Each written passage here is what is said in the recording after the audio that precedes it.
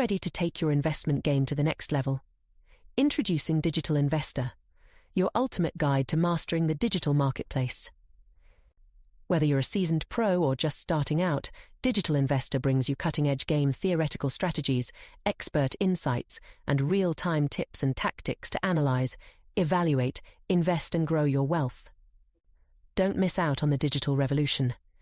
Visit www.nickblacknext.com and start your journey with Digital Investor today.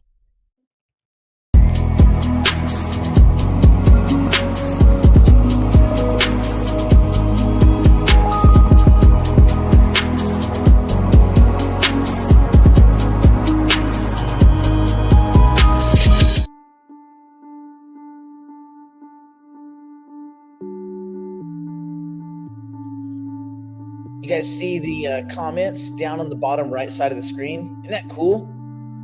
It's the comment overlay. If you're on a phone or something, you probably can't see it. But if you're on a laptop or a PC or whatever, you probably can see it.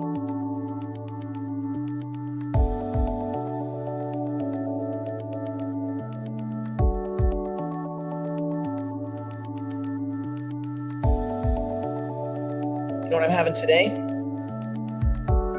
Caramel macchiato. Say what? Yeah, I said it. Caramel macchiato. I don't really know what the macchiato part is, actually. But it's caramely. Sweet goodness. All right. Sweet. Okay, cool. Yes. Yeah. All right. We're in beta. We're in beta, bro. We got all sorts of fun stuff to talk about.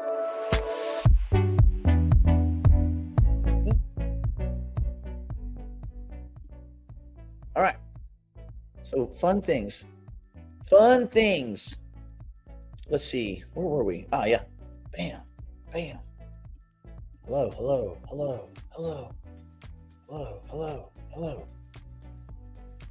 See, now when you make a comment, it'll just show up. You're like, see, my voice was heard. So whenever Howard says no one's listening, we're listening. It's every single message. We're listening to all of them. Even those occasional porn dudes that get in and talk about like porn before we can catch them. We're going to see them too. See them all. Bam. Oh, yeah, I bet it. Oh, yeah. It's probably, you have to be like squint. You have to squint at it.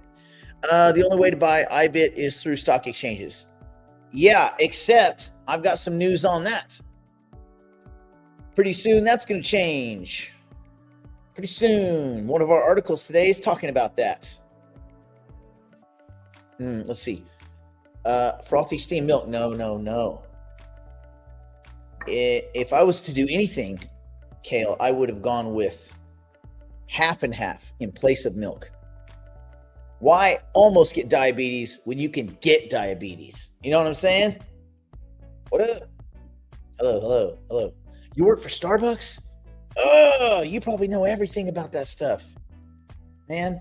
Hey, did you know those yogurts? You guys know that Starbucks has the yogurts with it had the red goo at the bottom, and then it had a little plastic compartment that had granola, and you could mix it. Someone told me they're discontinuing those. That was the damn best thing. That was the reason. That was le raison d'être. Man, what up? Let's see. I know we've been talking about it for a while, options, but it hasn't piqued my interest until yesterday. What do you mean yesterday? What happened yesterday? A good app for paper trading. Almost every single one of the trading apps has paper trading. Obviously, Think or Swim is the best. That's probably the best, but I bet there are tons. And you want to focus on covered calls and cash secured puts. Covered calls, cash secured puts. Dude, I mean,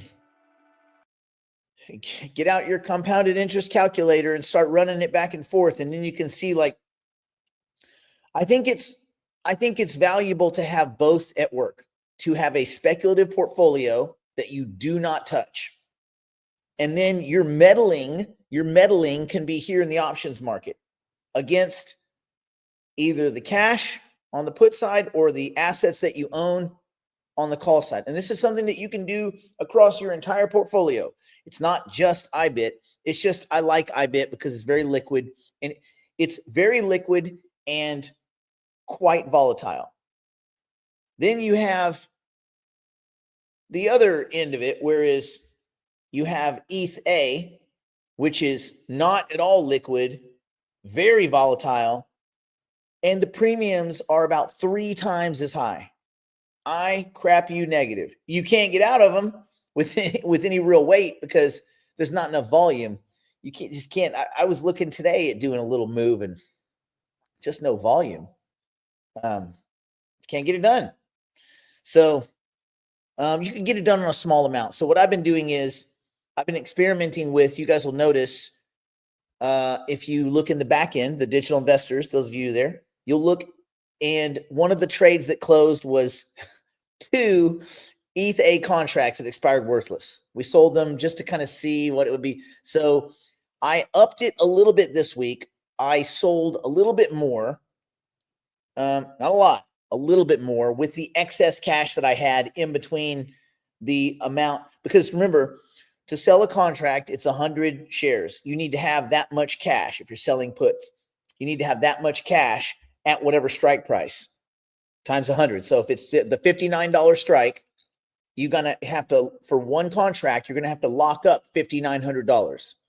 They lock up $5,900, you get your premium. Does that make sense? So because of this, I was looking at maybe taking some of the stuff that's already money good from last week, like stuff that I got into Thursday and Friday that now has deteriorated pretty significantly, stuff that I'm up more than, say, 60%. And I was going to roll those into some ETH-A contracts. Well, you can't roll them. It's going to be 2 legs. And I was looking and I was like, okay, I could do it. It would make more currency units. Like it would be a way more profitable. It would be 3.2 times more profitable. Like 320% more profitable. But that's only a function of exactly where the market is right now this second. That's not, I have been watching these things for weeks. They're just not liquid enough. I'm hoping that soon they will be more liquid, but then when they are more liquid, the spreads would be tighter, which is great, which would be great because these are very wide spreads right now, which means there's nobody playing in this market. But if you're willing to wait, you can make some money. But again, it's like you're gonna be there for a minute. So yeah, I don't know. There's a lot, but anyway, you have your speculative portfolio that you don't jack with. You leave it alone. You buy stuff, you leave it alone. You water it. You just go and you give it a little cuddle once a week, but you don't meddle with it. And then you can do your meddling here in the options market. You can do all your little nuancy bull crap and express your trading theorems in a variety of multi-tiered trades and layered fucking, whatever. All right. Oh, heavy cream for milk. Interesting.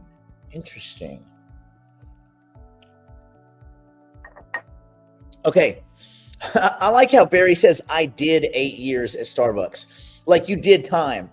Like that's what you say when you went to the pen, Barry. Yeah, I did 8 years. I did an 8-piece. I did a nickel and 3 singles.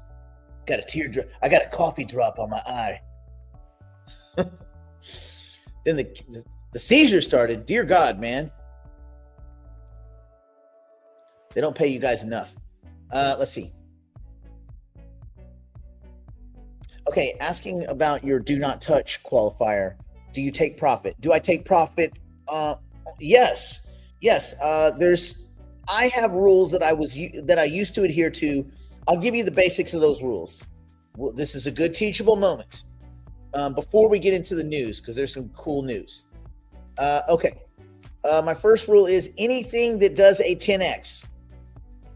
If it does a 10x, take 20% off the table immediately. Don't wait. Don't talk to your friends, don't nothing. Take it off. So you take 20% off the table when any asset, whatever it is that you own, Bitcoin, whatever, if it reaches a 10x, which is 1,000% increase in your DCA price, your dollar cost average price, you immediately sell 20% of your total allocation of whatever that asset is, right?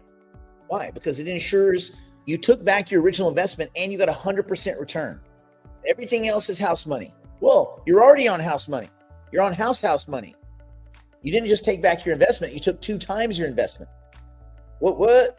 Then, if it keeps going, and some of these will, then it's 2x take 10. Every time that asset doubles in value, a 200% increase from your last sale, you will sell 10% of your total remaining allocation. This ensures a gradual and continual 180% return on investment per double. And if you can do the math on this too, but if you can do this for a long time and still have a lot of currency units, it's not like you're going to be like, oh, I'll sell all my stuff. Yeah, but we don't ever know where the top is, the bottom is, this, that. It's unlikely there's going to be too many Bitcoin type assets. The only other maybe Bitcoin, it may be to an extent Ethereum, but it's certainly not going to experience the money function of Bitcoin. Bitcoin is turned into a kind of money. Well, listen, all of these assets are money, right? Because money is anything that you can use to extinguish debt. But as far as currency is concerned, other than stablecoins, the counterfeiting circus that is stablecoins, outside of that, Bitcoin is seen as a store of value. It's been treated as a store of value, and it's got institutional stamp of approval. So anyway, there's probably not going to be too many where you're doing your 2x taking 10, 20 times. But you could do a 10x take 20 and a 2x take 10, 3 or 4 times. So, but you got to take money off the table. Now, those are investments. If it's a trade is anything I would hold a year or less. An investment is something I'd be willing to hold a year or longer. If it's a trade, meaning I don't really have a lot of faith in it, then every time a trade gets a 3x, I'm just taking a third.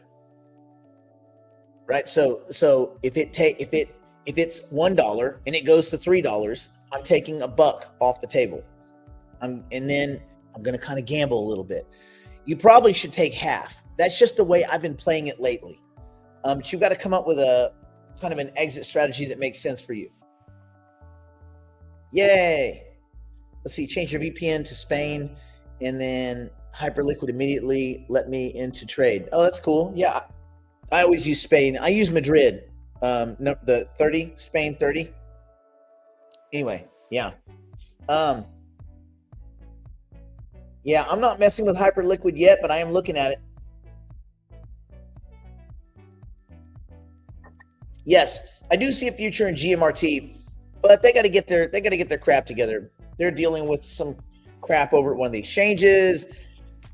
And as people start having to use the token, they haven't rolled out this whole thing where people use the tokens to actually buy their service. At some point, that's going to happen. And at some point, I think they'll be fine. Probably have a good June.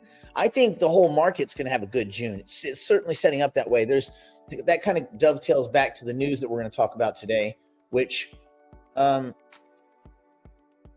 good stuff, sideways stuff, and then more Michael Saylor bullshit. So supplies, right? Michael Saylor's at his bullshitty shenanigans again. But thankfully, like Brandon talked about yesterday, at least this guy's getting sued. He's getting sued. Jim Chanos is going short. But anyway, all right. Let's talk first, kind of what you had alluded to in one of those comments. Let's see. Okay, do I still have AGIX? Well, indirectly, I have a little bit of fetch. But not much. And I was, the other day it was like 88 cents, and I was like, I should just deuce out of this and put it all in Ethereum. And I just kind of sat and didn't. And then it It just dwindled like the end of a porno. Just got all soft and floppy. Ain't nothing left. So I'm just sitting on that. I mean, it's a winning trade, but that's my last little bit. I dumped out of all the rest of it. I've got like 6% of my original bag. Any news on Leeb? Yeah, there's a lot of stuff going on Leeb, but it's on the revenue side, and it's on the they're doing an equity sale, and it looks like they're going to get a valuation of somewhere between 50 and 60 million, something like that. The digital private clients invested at a 10 million valuation. So that's good. So now we're waiting to see, they're getting a bunch of audits and reviews and revenue analysis and all this kind of stuff so that they can put a fair valuation so they can do a second raise. They raise more money. And if you're a digital private client and you got early Libera tokens, because you would be an accredited investor, they're looking at setting something up where we can swap those tokens for equity. Just get some straight equity, which I like. I'm a big fan of equity. I like it. It's delicious. So yeah, it worked out. So far, it's working out well with True AGI.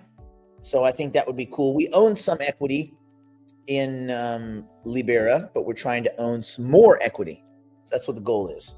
Anyway, so that's what's going on there. As far as the launch of the token, I don't know yet. I think they want to square away all their raise, their investment, because taking on new partners means you have new people to proselytize, like get out there and talk about your project, which is good. That's what you want. So I think that's what's going down. All right. Yeah. So there you go. That's what we got. All right. So let's get back to JP Morgan. So Jamie, the what's the best way to call it? He is like a rock. He's like what, Prudential, right? Get a piece of the rock. He is like a rock, a stalwart dickhead. I hate Bitcoin. Secretly, we trade it. Everybody that trades Bitcoin is fired unless you work for JP Morgan Chase on the same day and you're actually trading over 10,000 Bitcoin on the day that he said that. And then you get sued by a Swiss firm. You have to settle out of court quietly. Bitcoin is terrible. It's toxic. It's for idiots. But my daughter actually owns it. So indirectly, I own it. Yeah. So, and then when no one asks him questions about Bitcoin, he says, and don't anyone ask me questions about Bitcoin. We weren't going to. Jamie, no one gives a shit what you have to say about Bitcoin. But anyway, so hold on. Let me see if we can. Oh, what is it doing? It's doing some shenanigans. I had a cool picture of Jamie Dimon here. Where is it? Well, cool picture. I have a picture. Hold on. I'm gonna have to do it the old way. I'm gonna have to screenshot it. Just jerk off. Old jerkwad Diamond, baby. Yes. Well, longtime vocal critic of Bitcoin, Diamond says the bank he runs, at least for a little while, I think he's on his way out, will now let clients, will now allow clients to buy the crypto, meaning Bitcoin. JP Morgan Chase will soon let clients buy Bitcoin, though the bank won't custody the asset, CEO Jamie Dimon said. He reiterated his skepticism towards crypto, calling himself not a fan of Bitcoin due to its illicit activity use. Right, because no one uses dollars for crime. Everyone uses Bitcoin for crime. What a fucking idiot. Anyway, this guy probably has child pornography on his computer, and he's the one, he's probably used Bitcoin to buy his porn. Anyway, despite downplaying blockchain's importance, JP Morgan's Kinexys platform recently tokenized U.S. Treasury settlement on a public blockchain. We're going to allow you to buy it, he said. He told his shareholders, though he added, the bank has no plans to hold the asset in custody. So as far as I understand it, he's going to allow people to buy it through ETFs. But we can already do that. You're not doing us a solid, dude. You haven't done shit. Oh, you're going to let us buy ETFs with our money? Wow. Thanks, Jamie, because we were all on our pins and needles, whether Jamie would have... Get the fuck out of here. Anyway, Jamie Dimon, some people call him Demon, long known for his skepticism of cryptocurrency. This, by the way, this dude is fucking corrupt. Not just morally corrupt, like legitimately corrupt. This dude would have been, if he wasn't working for the biggest bank basically in the world, he would have been in prison long ago. He's done way more damage than Bankman-Fried, like way more. Anyway, he doubled down on his closing remarks, saying he's still not a fan of Bitcoin. He thinks it's used for illegal activities, including sex trafficking and money laundering. He always brings up sex trafficking and money laundering, which is funny because his bank is one of the biggest launderers of money in the world. It's Chase, HSBC, Wells Fargo, Deutsche, like Standard Chartered. These are like crime banks. So it's a little funny. Anyway, he pushed back on the industry's hype around blockchain technology. This guy was shitting on Bitcoin when it was like $18. So if you listen to him, you're fucking poor. Although if you bank with him, you're fucking poor anyway, because they steal from their clients and get caught and have to pay settlements, and they punish immigrants. They hit immigrants with, like, if an immigrant has like $30 in their account and they have a check that bounces, they'll refile the check 7 or 8 times just so they can rack up fees on that immigrant's account. They are so freaking predatory. Chase is awful, man. Like, awful. Anyway, so Jamie, fuck you. Anyway, he said, we've been talking about blockchain for 12 to 15 years. We spend too much on it. It doesn't matter as much as you'd think, except that they're doing over $2 billion a day in settling tokenized U.S. treasuries. So, like, the bank's own blockchain, Connexus, ran a test transaction on public blockchain. They settled U.S. treasuries on Ondo Chain's testnet. Ondo Calrissian. No, that's Ondo. Anyway, I guess, wouldn't it be funny if Ondo out-rippled Ripple? Oh, it'd be so good. Just for that, I'm not selling. Okay, anyway, there's Jamie Dimon and there's Chase. So if you're a Chase client, he will allow you to buy the shit you could already buy in 14 seconds by just sending money over to Coinbase. But now you can do it because Jamie said so. But he still doesn't like crypto. All right. Okay, thanks, Jamie. Thanks for Johnny on the spot.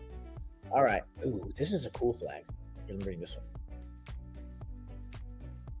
Okay. Where are we going with our next article? Well, obviously the Stablecoin Act. I mean, come on. The Genius Act. Okay. Against all odds, you guys probably heard this yesterday. Against all odds, the Senate stablecoin bill has regained political momentum, passing a key procedural vote last night that set the legislation on track for passage within days, maybe today. And this is, oh my God, did anybody see Elizabeth Warren's whiny, bitchy plea on Twitter? Oh, X. This is ridiculous. Shut up, bitch. Anyway, against all odds, the bill has regained political momentum.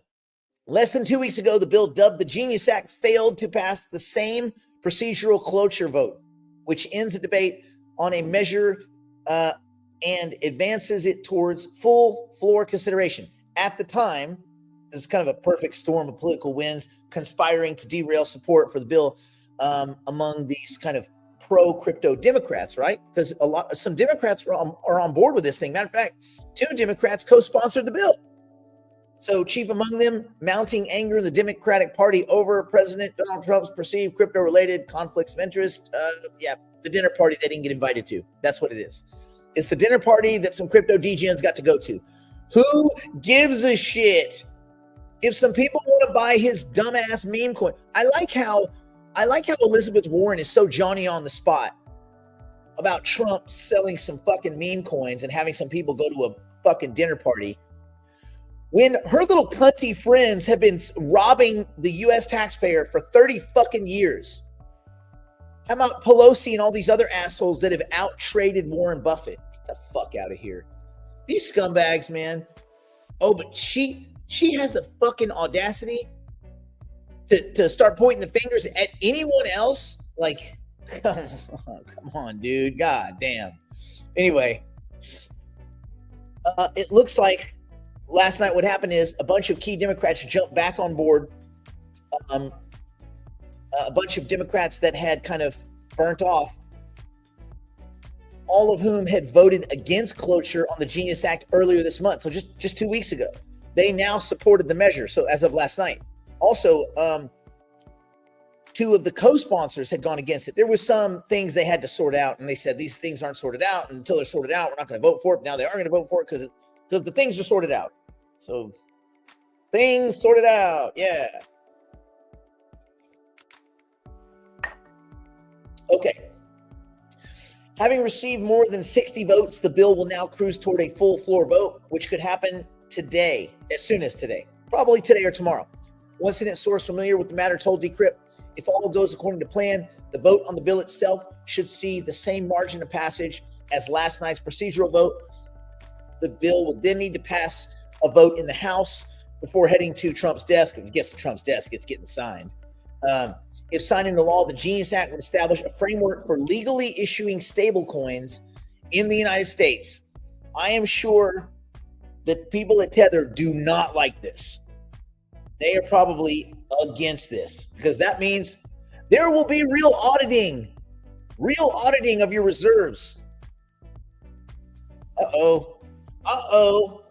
Of course, I think that there's been a sketchy deal cut. You notice how I think the 11th biggest buyer of Treasury securities now is Tether.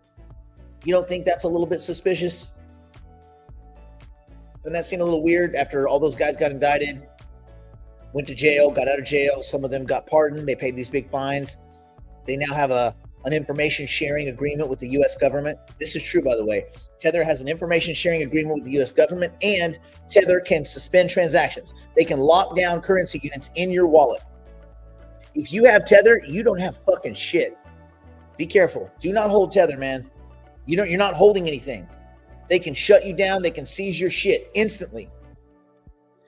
And remember, it's only allegations that are needed, not convictions. Allegations. So now Tether, in their continual, perpetual ass-kissing maneuvering, is doing, they're just, all we're doing is buying treasury. So guess what? The U.S. government doesn't give a shit if Tether is a fucking scam. They don't care if it's counterfeiting because it's counterfeiting to the benefit of the United States. They're buying treasuries. They're the 11th biggest holder of treasuries in the world. That doesn't sound like, you don't think there's smoke there?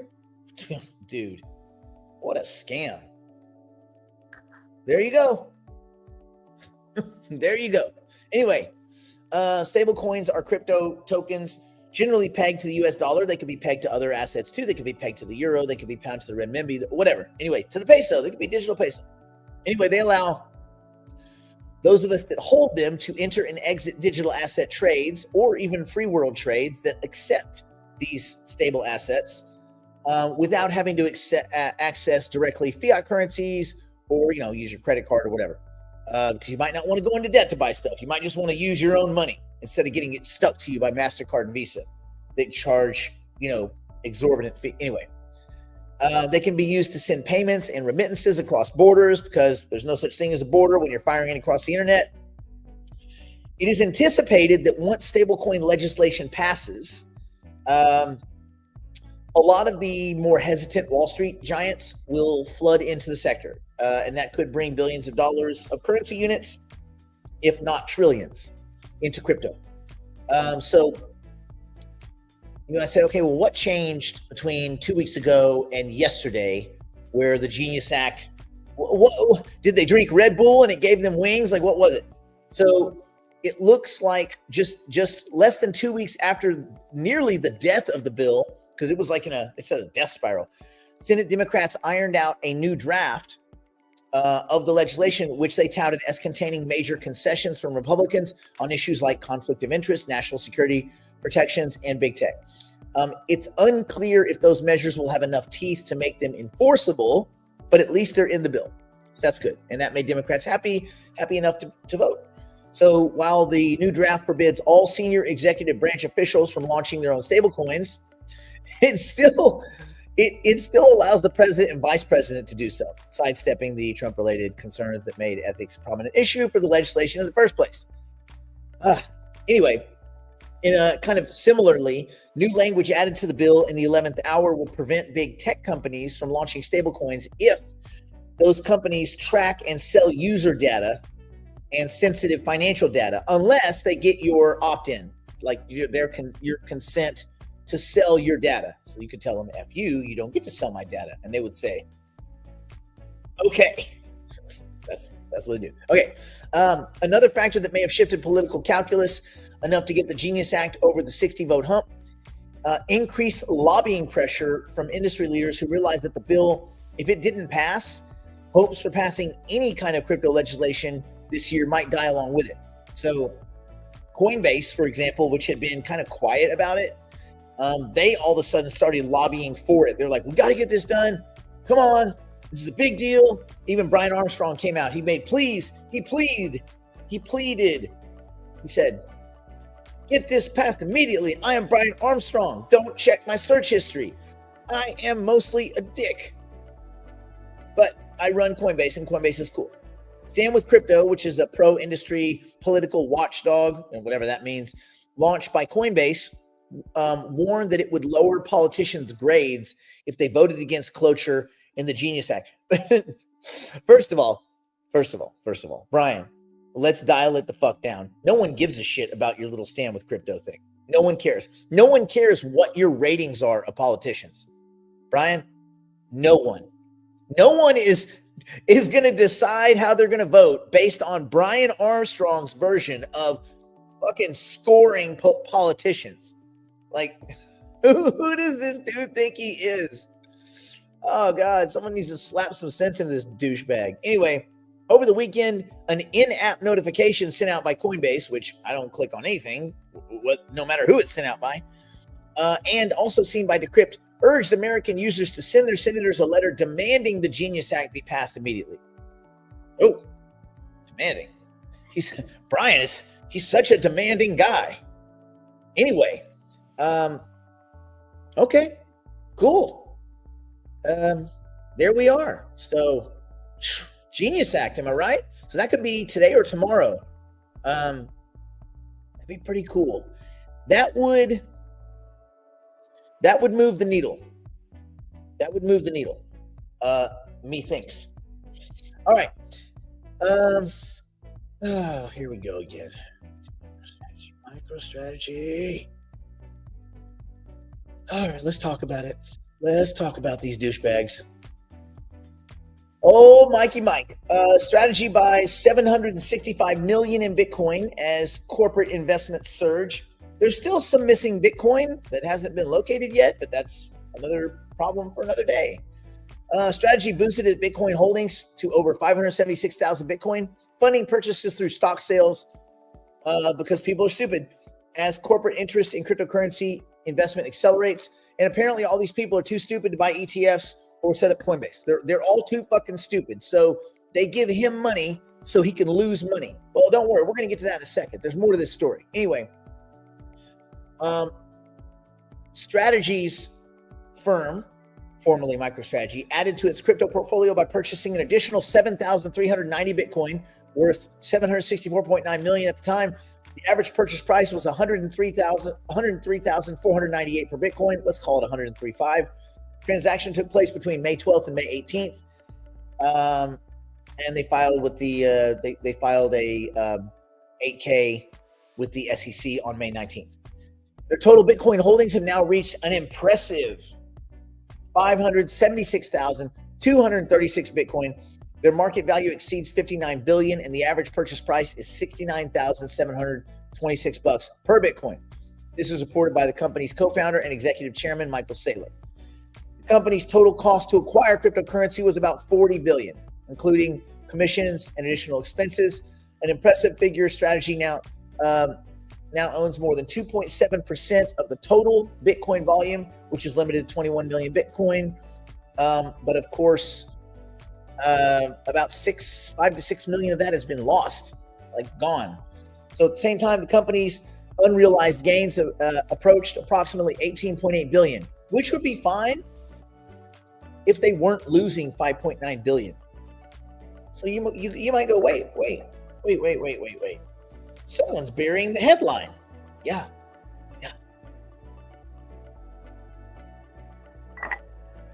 Oh, don't worry. There are lawsuits aplenty.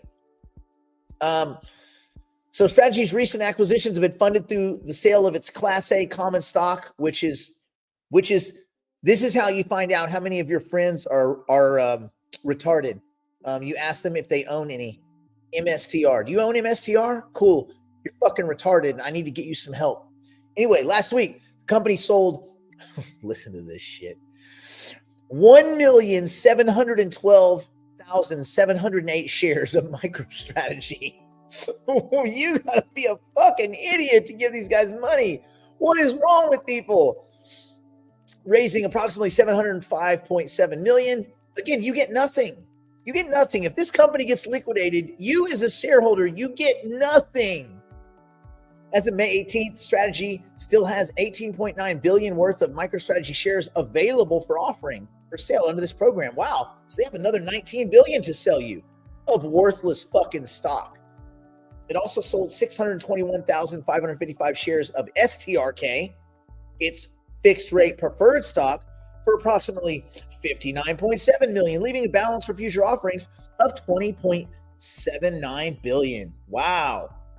For future offerings in the future, if you wanted to have them buy Bitcoin and keep it, because you don't get it. Like if the company goes under, you don't get that. You don't get any of it. You get nothing. You get fucking zero because you're an idiot. Anyway, the STRK and STRF preferred shares complement Strategy's ambitious 4242 plan, which aims to raise $84 billion in capital through equity and convertible bond offerings to buy Bitcoin through 2027. The plan was originally called 2121, but it was doubled. It was doubled because there is an endless appetite among fucking idiots to buy this guy's stock. It's so mind-blowing. People are so fucking stupid. It's mind-blowing. Anyway, to date, now all these other companies are punting into this shit. 70 companies now have implemented various Bitcoin investment models. Cantor Fitzgerald, SoftBank, Bitfinex. Well, Tether doesn't count. Tether's a counterfeiting operation. So is Bitfinex, by the way. You know those are linked, right? Bitfinex and Tether. Those are co-conspirators in the largest counterfeiting operation outside of governments in the history of history. Okay. Let's see who else. 21 Capital, Japanese investment firm Metaplanet, Basel, that pharmaceutical company that did that whole crap, and their stock went up and then it crashed back down and all this kind of stuff. Yeah, it's the new thing, man. If you don't have a company that works, GameStop, yeah. If your company doesn't work, just tell everyone you're going to buy Bitcoin, and then instead of buying Bitcoin, people will buy your shitty stock. It seems like a get out of jail free card for bad governance. Well, there may be a little more to said story. Hold on, I've got another one. This is an even cooler screenshot. No, what the smoke? No, man. No, kill that one. Done. Here, let's get this one. This is a cooler one. Oh, yeah. Okay. So this is the not quite as cool side. The less cool side of this story. Here, we need something a little... Okay. Michael Saylor's Strategy hit with a lawsuit following a $5.9 billion loss.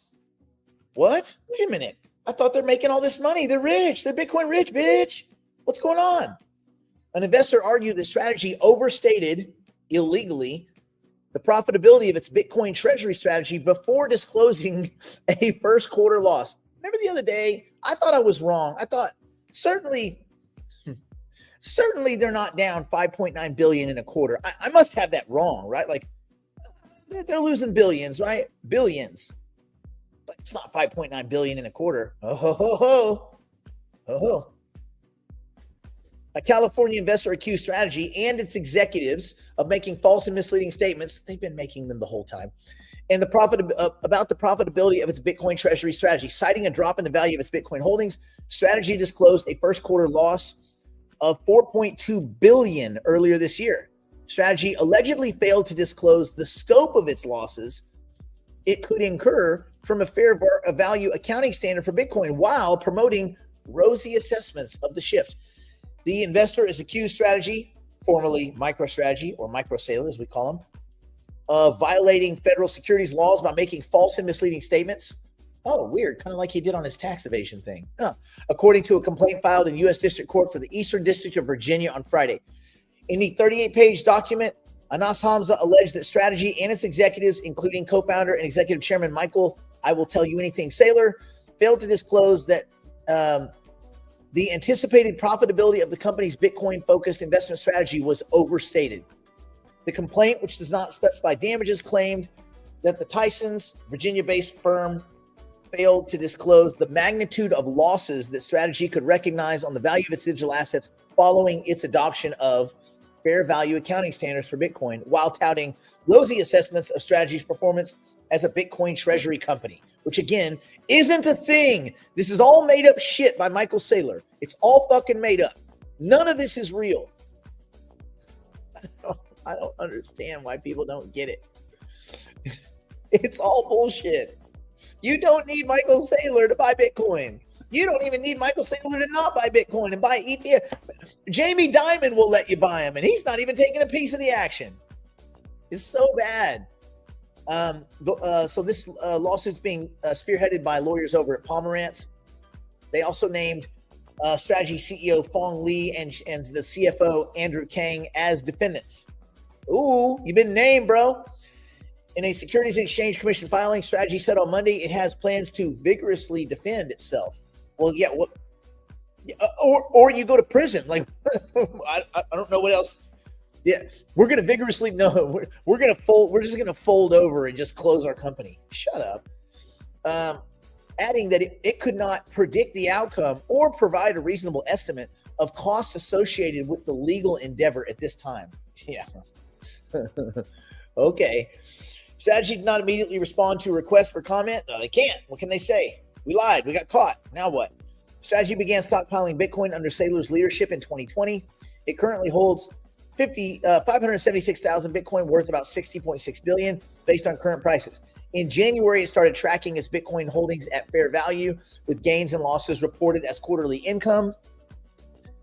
Strategy warned in early April that it was not anticipating a profitable first quarter, citing a $5.91 billion drop in the value of its holdings of Bitcoin on paper during the first 3-month period. The company later disclosed a first quarter loss of $4.22 billion or $16.50, basically $16.50 a share. So all you idiots that just bought, I hope you bought at less than, I hope it was discounted $16.50 a share or you got fucked again. Anyway, under a different accounting model, which classified Strategy's Bitcoin holdings as an intangible asset, the firm was only required to recognize impairments if the asset's price fell. Only in the event that Strategy sold Bitcoin would the company mark up the value of its Bitcoin holdings. Right. However, Strategy's decision to consistently highlight key performance indicators included BTC yield, again, a made-up fucking bullshit metric, which tracks changes in the ratio between Strategy's Bitcoin holdings and their common shares outstanding. Again, all made up bullshit. This is not a real metric. This is a Michael Saylor metric. It means nothing. Nothing. But anyway, these are among the many ways that the executives and the company allegedly downplayed the risks of shifting to fair value. Yeah, because what he does is he tells you, listen, we're probably losing 5.9 billion a quarter, but can't you imagine when Bitcoin's $1 trillion a token? Then what? And you're like, oh, he's right, fellas. When Bitcoin's $1 trillion, we're all rich. What are we complaining about? He's got us covered. He's Michael Saylor. He's so smart. We're so stupid. This guy's a fucking douche. Anyway, the Financial Accounting Standard Board, the FASB, approved of fair value accounting for digital assets in 2023. Strategy was first among, well, that's another thing. This is going to fuck them when it comes time for taxes, because if you go with fair value accounting, you go with what is it, CAGR, whatever. Oh, I'd have to get somebody that really knows. I read some articles about it, but basically he'll have to mark to market and then pay tax on that, on unrealized. I think he's going to have to mark to market and pay unrealized gains, which is going to be another loss. Anyway, it would enable us to provide investors with a more relevant view of our financial position and the economic value of our Bitcoin holdings. Yeah. So, man, the consummate, the douche just keeps on douching. Oh yeah. They were doing it with XRP, but then it tanked their stock bad. It tanked bad, like real bad. Let's see. BTC Treasury Company, how we come crashing? No, I don't think so. Because it's the same thing as people that say, oh, the U.S. economy is going to crash because people are going to quit buying U.S. debt. No, they're not. Well, they can't just keep issuing it. Yes, they can. Governments won't buy it. Yes, they will. Well, it's not going to be the most safe liquid asset in repo. Yes, it is. It won't be the most traded. Certainly will.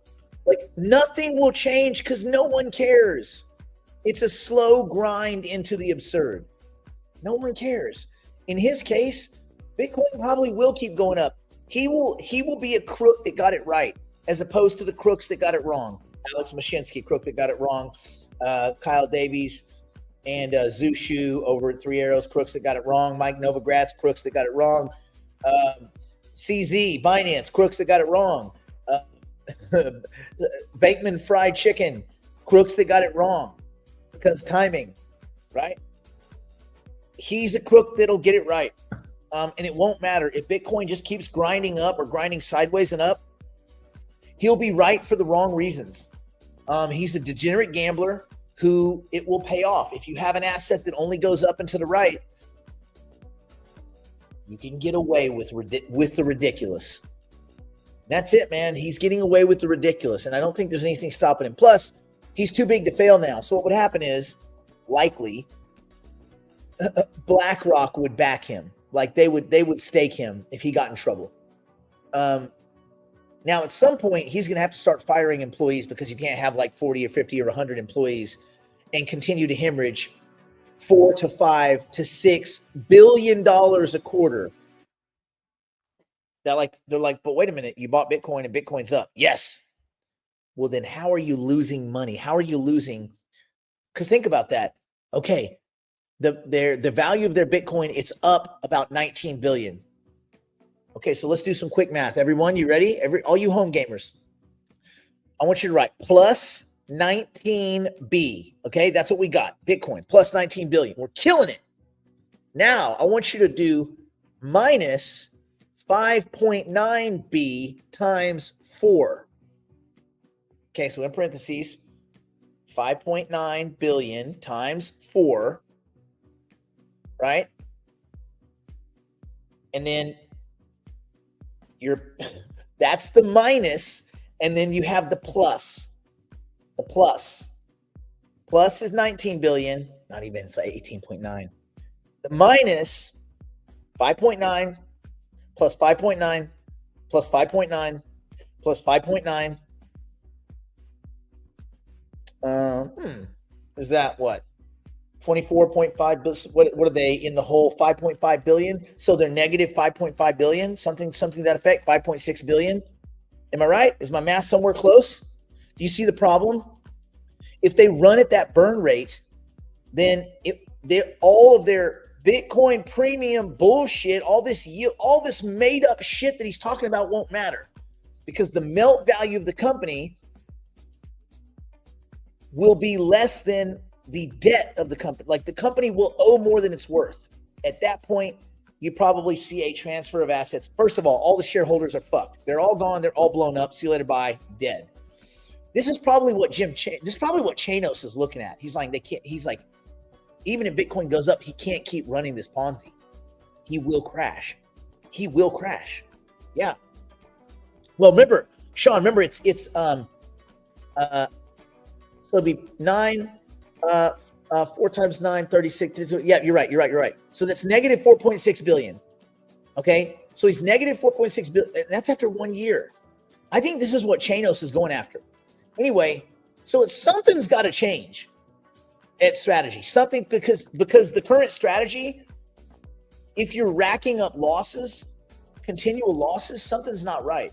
So what he needs to do is fucking fire everyone from his company. Because remember, if this thing goes under, what happens? Well, 1, everybody gets fired. Yes, great.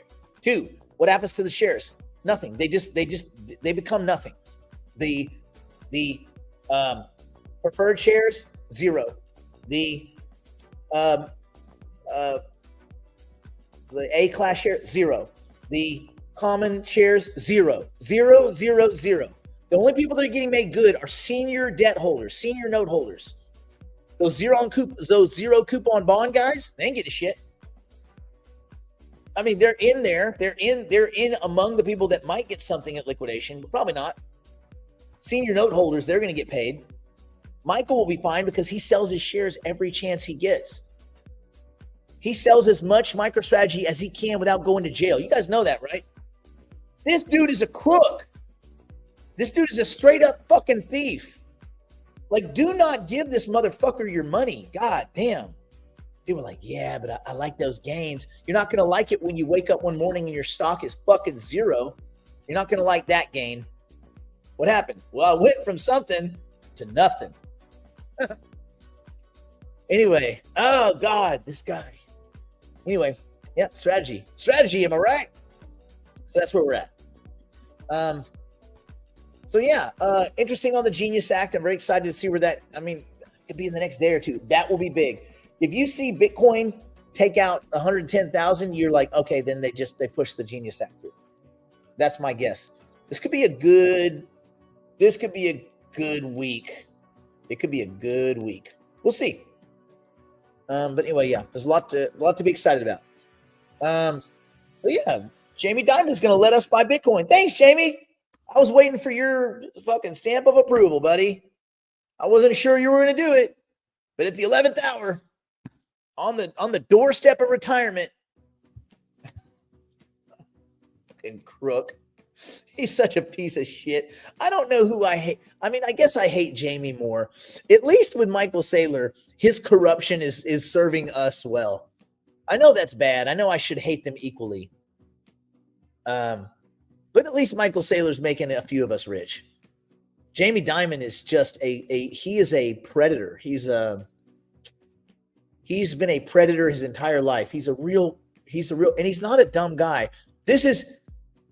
Jamie Dimon is an incredibly sharp dude. He's a scumbag crook, but he is sharp. That's probably what makes him more dangerous. Fucking crook. Anyway, I don't know. Kai, I don't know. It doesn't make any sense to me I don't know how they can lose that much money. They don't do anything.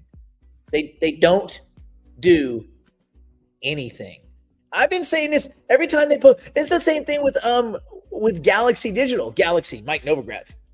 He's always on CNBC. Why doesn't anybody ever say, Bartiromo's not there anymore. Why doesn't Melissa Lee go, hey, Mike, you've been on the show. You've been on the show for years now. And you Galaxy Digital, former Goldman Sachs and former fund that you got kicked out of your own fund.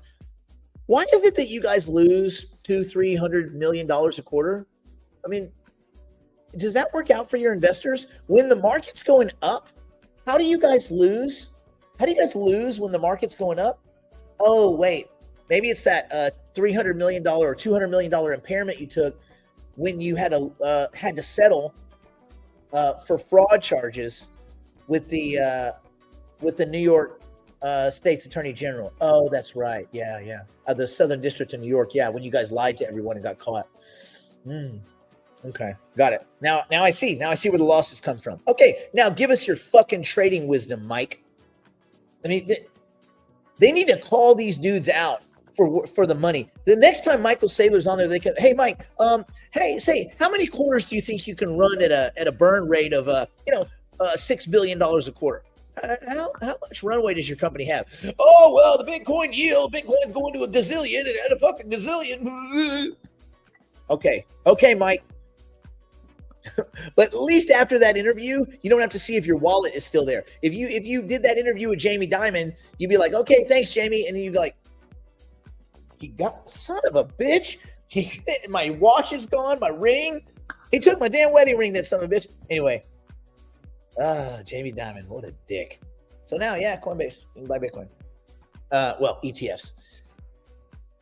Man, the cool thing about this crypto space is there is a lot.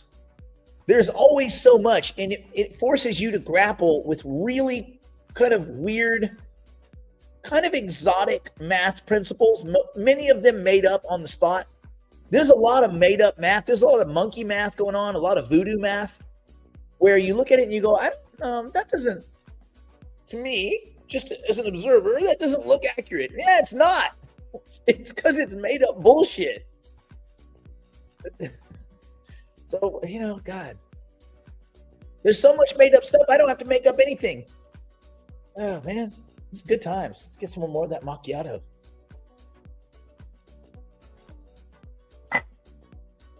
All right. Woo woo. Well, there we go.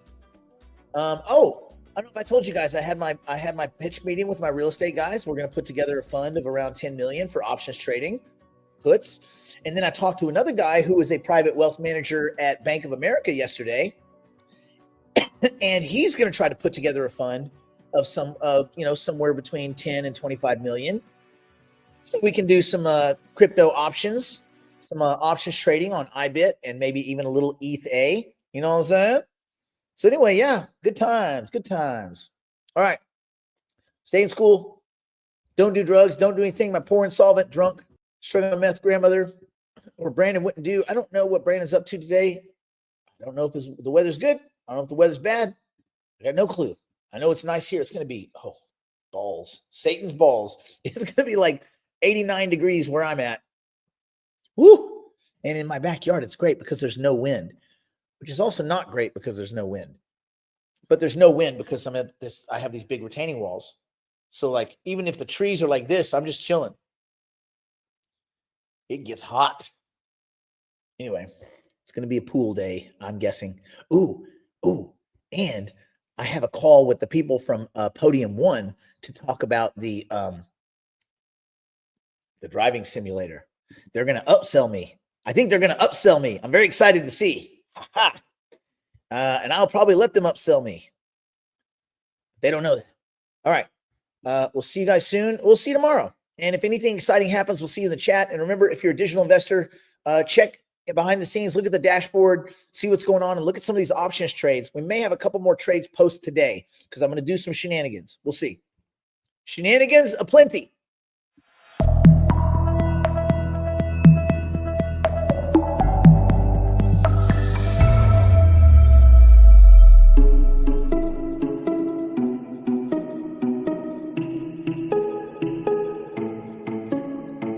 Killing time, no place to go. Everybody's feeling low. All alone, you fall into your head. It's all that you want, it's all that you need. Take some time to make believe. It's all that you want, it's all that you need. Just some time to make believe. It's all that you want.